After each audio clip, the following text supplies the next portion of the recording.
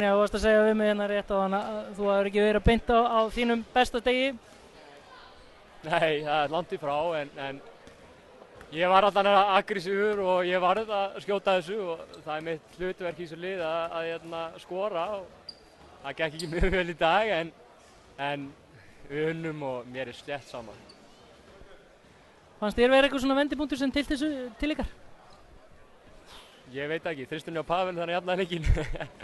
Þetta var orðið dálítið þegar 3-4 mínútur eftir og í fjórða leikluta þá þeir hittu svakalega á köflum, þeir náðu forystunni og við svona létum að hafa mikil áhrif á okkur, hættum að sækja körfuna og ég var að sætta mig við léleg skot en síðan bara fundum við þessu auka orku sem er búið að skila okkur mörgum sigurum en eftir að hafa verið undir í, ég veit ekki hvað þetta voru margir leikir þar sem við erum undir með 8-9 stigum í fjórða leikluta.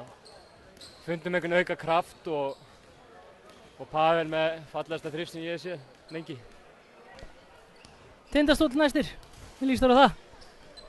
Mjög vel, það er engin Stefán Bonná í því liði og ég er ánægður með það.